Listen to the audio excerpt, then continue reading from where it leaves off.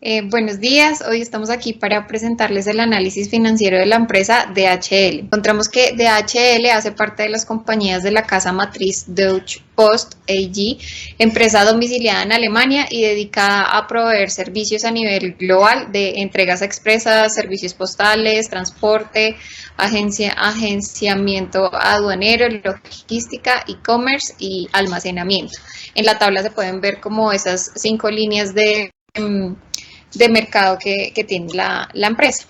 En la siguiente diapositiva encontramos el contexto del mercado. Entonces, en un ranking que se realizó acerca de, pues según el valor de mercado de las empresas de transporte y logística más grande del mundo, DHL se encuentra en el puesto número 4, debajo de FedEx, Union Pacific y Unit Parcel Service. En cuanto a los indicadores de liquidez, se observa que durante el 2018 y 2019 los pasivos corrientes eran mayores que los activos corrientes. Este efecto se daba por el efectivo y equivalente al efectivo que fue constante durante estos años, al igual que los demás activos corrientes. Sin embargo, para el 2020 el efectivo aumentó al igual que los inventarios. En cuanto a los pasivos, vemos el mismo comportamiento durante el 2018 y 2019, pero en el 2020 la cuenta relacionada a bonos aumentó por los vencimientos y pagos que se realizan a la casa matriz Deutsche Post. En cuanto a la prueba de razón corriente y la prueba ácida, podemos ver que los inventarios como activos de menor liquidez no representan ninguna variación. Aunque el capital de trabajo, que es el que observamos en la gráfica, es positivo, puede haber un riesgo de liquidez con respecto a la relación de los días entre las cuentas por cobrar y las cuentas por pagar, ya que las primeras tienen más días de rotación en comparación con la segunda. Lo cual no solo afecta a la liquidez, sino también la eficiencia, que la vamos a ver en la siguiente diapositiva. Aquí vamos a ver reflejados la eficiencia de los recursos. Por eso vemos un KTNO positivo mayor a 2 y un ciclo efectivo de 13 días, causa de los efectos que había comentado anteriormente. Lo cual a simple vista significaría una visión pesimista del negocio. Pero debemos tener en cuenta que por el modelo del negocio que se enfoca en el paqueteo, transporte y logística, los costos asociados a la prestación de estos servicios son de pago inmediato, como por ejemplo los fletes, por lo que en su mayoría las cuentas por pagar no serían por medio de crédito o pues tendrían un rango muy pequeño. Adicional, tienen un negocio transversal como modo de inversión por medio del real estate, el cual está reflejado en los inventarios como proyectos en desarrollo. Este modelo de negocio de construcción y venta tiene mayor tiempo para llevarse a cabo. En cuanto a la ON, encontramos que se encuentra principalmente apalancado por las cuentas por cobrar. Pasando al endeudamiento, este se encuentra principalmente compuestos por sobregiro bancario y los bonos mencionados antes pagaderos a casa matriz. El 83% de la deuda se encuentra a largo plazo. Sin embargo, esta deuda se encuentra con un banco filial que es el Deutsche Bank, cual al ser de la misma organización minimiza temas de riesgo y costos. Tenemos que para cubrir la deuda financiera se necesitaría un 53% de la ON, por lo que si no hay ninguna novedad, esta sería cubierta sin problema. En cuanto a la estructura de capital, prima el endeudamiento externo, que es 36% por encima del patrimonio. Sin embargo, como se comentó anteriormente, parte de la deuda es directamente con casa matriz o intercompany. En cuanto a la rentabilidad, un indicador que nos parece importante monitorear por el modelo de negocio es el EBITDA, para poder entender la utilidad pura de la operación. Si vemos a manera global, esta ha venido aumentando año a año. Sin embargo, DHL no se enfocaba en la reducción de costos y gastos que afectarían este indicador, sino se enfoca en mejorar sus ingresos que han aumentado principalmente por las líneas de negocio de DHL Express y el e-commerce, producto de la pandemia, logrando un crecimiento dentro del modelo de negocio donde por el poder de la marca no negocian precios del servicio, sino se enfocan en la calidad y la experiencia del cliente. De igual forma, del EBITDA, el ROE y el ROA han venido presentando un crecimiento año a año, donde tomando como referencia el 2020, se encontró que por el ROA cada euro invertido generaba un 22% de utilidad al accionista y el ROA que por cada euro invertido generaba un 10.3% de utilidad. Todo esto está respaldado por los ingresos recibidos. Ahora vamos a abordar el tema de rentabilidad, más enfocado en un tema del análisis DuPont. Entonces, como lo mencionó Carolina, el ROA de DHL para el año 2018 fue de 8.4%, el cual tuvo un crecimiento anual promedio de 10.7%, lo cual ha permitido un crecimiento a 2020 de 10.3%. Esto apalancado por el EBITDA con un crecimiento del 24% en promedio anual. Una situación similar se ha presentado con respecto al ROE, el cual en el 2018 tenía un crecimiento, un valor del 16% y tuvo un aumento al año 2020 al 22.6%, apalancado por la utilidad neta que ha tenido un crecimiento promedio del 27%. Con respecto a las diferencias que se dan entre estos dos valores ROA y ROE, hemos podido determinar, o pues se determinó en los estados financieros, que la contribución y el apalancamiento financiero que ha tenido DHL ha ido en aumento de una manera más o menos constante, pasando de un 7.6% en 2018 al 12.2% en el 2020, lo cual está evidenciado en un aumento en la deuda promedio que tenía en 2018-2019, que era 16.780 millones de euros, a obtener una deuda en el 2020 de 19.078 millones de euros. Esto pues indica que se ha endeudado más, pero asimismo ha aumentado su rentabilidad sobre el patrimonio.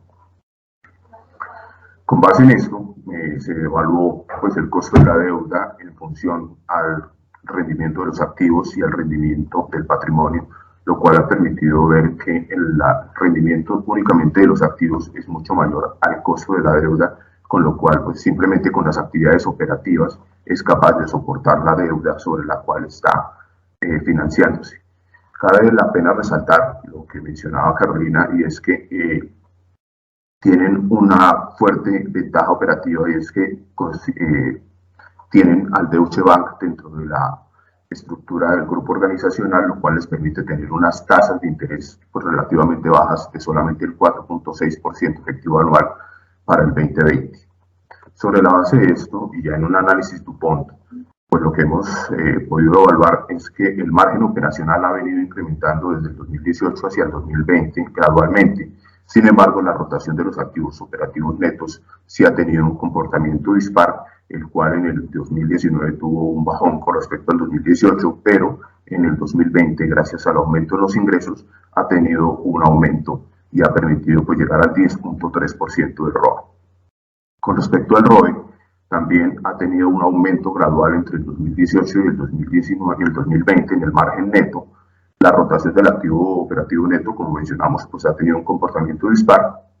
Sin embargo, lo más relevante que hemos determinado es que el apalancamiento financiero ha aumentado año a año, y este aumento ha permitido aumentar la rentabilidad del patrimonio. Voy a hablar de lo que es el comparativo entre DHL y FedEx, que es, digamos que el competidor número uno de esta empresa, tanto por operación a nivel mundial y su valor en el mercado. A continuación, pues hay algunas cifras importantes en cuanto a las dos empresas. Como lo podemos ver, pues las dos empresas tienen la misma cobertura a nivel mundial, operan en 220 países. Se calcula que DHL emplea más de 400.000 empleados a nivel mundial versus los 475.000 que emplea FedEx. Se puede ver una diferencia importante en cuanto a flota de vehículos y aviones, pues si podemos ver, DHL a nivel mundial está operando con 82.000 vehículos versus una flota de 180.000 en FedEx, casi el doble, un poquito más del doble. Y en cuanto a su flota de aviones, DHL está operando con 141 aviones a nivel mundial versus los 679 con los que está operando FedEx. En cuanto a aeropuertos en los que opera, pues operan casi en el mismo número de aeropuertos a nivel mundial, siendo 550 aeropuertos en los que opera DHL versus los 500 en los que opera FedEx. Y también podemos ver una diferencia en cuanto a los ingresos que tuvieron para el año 2020, siendo de 77.494 millones de dólares para DHL y 69.217 millones de dólares para la empresa FedEx. Ahora, hablando Ya en términos financieros, en términos de liquidez, como podemos ver aquí en la gráfica de la izquierda, pues está la estructura de capital contable de HL, siendo 51% para activo corriente y 49% para pasivo corriente, versus la estructura de capital contable de FEDEX, que es de 61% de activo corriente versus 39% de pasivo corriente, lo cual nos puede inferir que, digamos, FEDEX tiene mayor capacidad de responder a sus obligaciones a corto plazo con respecto a DHL.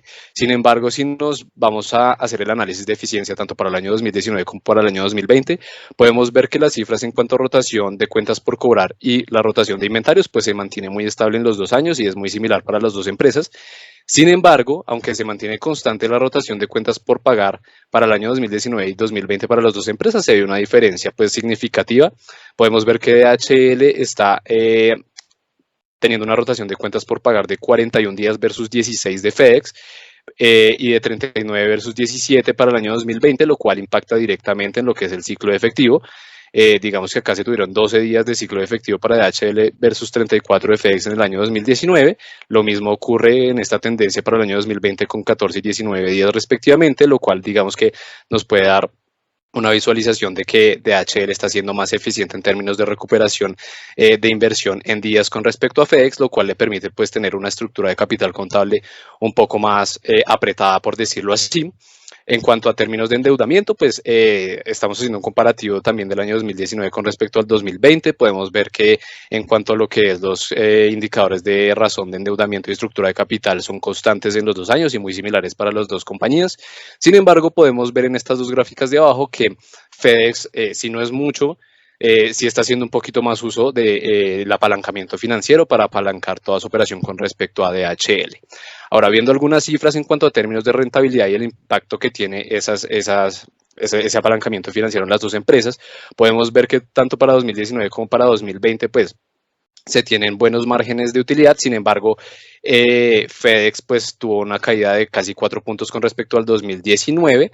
En cuanto a la rentabilidad de los activos, pues también podemos ver que si bien FedEx no estuvo en números negativos, tuvo una caída importante con respecto pues, a DHL y tanto con respecto al año 2019, dándonos digamos una visión de que FedEx está haciendo en ese sentido menos eficiente con respecto a su deuda financiera, lo cual se ve pues reflejado en lo que es el retorno de rentabilidad para los inversionistas, donde podemos ver que DHL presenta para el 2020 22% con respecto a 7% de FedEx. Pues en conclusión, podemos estar viendo que DHL con una menor flota de aviones y menor flota de vehículos está siendo financieramente más eficiente en ese sentido. Entonces, con respecto a la planeación de nuevas estrategias, lo que proponemos en los siguientes escenarios es generar un incremento en la rentabilidad de la empresa. Y el escenario número 1 busca el incremento en la rentabilidad para los accionistas. Por lo anterior, basados en los resultados que han expuesto mis compañeros, principalmente los indicadores de liquidez y endeudamiento, identificamos que la empresa tiene un buen manejo de la deuda y tiene capacidad de pago de la misma. Y aprovechando la tasa de interés del Deutsche Bank, proponemos incrementar la deuda financiera de la empresa. Por lo tanto, en estas dos gráficas se presenta un análisis de sensibilidad de algunos de los indicadores de liquidez, y endeudamiento y rentabilidad, al variar el resultado de la prueba ácida. Basados en los estados financieros de cierre de 2020, la prueba ácida nos arrojó un valor de 1.02, lo cual indica que la empresa puede cubrir sus obligaciones financieras con los activos de mayor liquidez. Con el análisis de sensibilidad que vamos a mostrar, estamos incrementando el riesgo al variar el resultado de la prueba ácida entre 0.9 y 1. En primera gráfica se muestran los indicadores de estructura de capital y apalancamiento financiero, los cuales pues evidentemente muestran un incremento que se explica en el aumento del valor de la deuda. Por el contrario, en la gráfica de la derecha, que muestra la cobertura de los intereses, se ve una disminución del indicador debido a que va a aumentar el pago de de los intereses por el mayor valor de la deuda. Sin embargo, este indicador muestra un buen comportamiento porque pueden cubrir estos servicios de la deuda. En la siguiente diapositiva se muestran la sensibilidad de otros dos indicadores que son la razón de endeudamiento, la cual va disminuyendo a medida que aumenta la prueba ácida, que es congruente dado que estamos aumentando la deuda. Y en la gráfica de la derecha se muestra la sensibilidad de la rentabilidad de los accionistas o el ROE, el cual muestra que se va incrementando el ROE a medida que yo tengo un incremento en la deuda o pues una disminución en la razón de la prueba ácida. En la tabla que presentamos dentro de la diapositiva también se ve la variación del ROE con respecto al cierre del año 2020, el cual estuvo en el 22.6%. Entonces, pues evidenciamos que si la prueba ácida se lleva hasta 1 el indicador, la variación del ROE es del 0.5%. Si lo llevamos hasta el 0.95, la rentabilidad incrementaría un 2% y en 0.9 un 3.9%. Sin embargo, pues con el fin de mantener un indicador conservador con respecto a la prueba ácida, vemos que sería bueno para la compañía llevarlo hasta un 1 y aumentar un 0.5% el ROE de pues, la rentabilidad para los accionistas. El segundo objetivo se plantea desde la oportunidad de mejora del ciclo efectivo y de cateneo de la compañía. Como indicó anteriormente mi compañera, entre los indicadores de eficiencia de DHL para el año 2020, se evidenció que el ciclo efectivo fue de 13.7 y el cateneo de 2115, cuando los días de rotación de cuentas por cobrar para el año 2020 fue de 48 días. Con el objetivo de incrementar o de mejorar el ciclo efectivo y a su vez el cateneo de la compañía, se presenta un análisis de sensibilidad que disminuya los días de rotación de cuentas por cobrar, consiguiendo que la rotación pase de 48 días a valores entre 40 y 30 días. Al realizar la proyección de la reducción en días de rotación de cuentas por cobrar, manteniendo constantes la rotación de inventario y la rotación de cuentas por pagar de la compañía, con los valores que se obtuvieron en el año 2020, podemos observar en la gráfica de la izquierda que el ciclo efectivo tiende a disminuir a medida que se reduce la rotación de cuentas por cobrar. Esto como respuesta a que a menores días se tendría más rápido el dinero para poder pagar las obligaciones de la compañía. Caso similar ocurre con el cateneo, que corresponde a la gráfica de la derecha, en donde se mantienen constantes los valores de cuentas por cobrar a clientes, las cuentas por pagar a los proveedores y el valor de los inventarios a medida que se reducen los días de cuentas por cobrar, pues se ve que se reduce el cateneo de la compañía y esto como respuesta a que menores días de rotación de cuentas por cobrar, se reduce el valor de dichas cuentas, lo que se refleja en una reducción del activo corriente operacional y esto se ve reflejado en la reducción que menciona el cateneo. Si observamos solo el comportamiento del ciclo efectivo del cateneo, a medida que se va reduciendo los días, tienden a disminuir ambos en la misma medida. Y esto es positivo debido a que hace que la compañía aproveche su apalancamiento sobre las cuentas por pagar a los proveedores.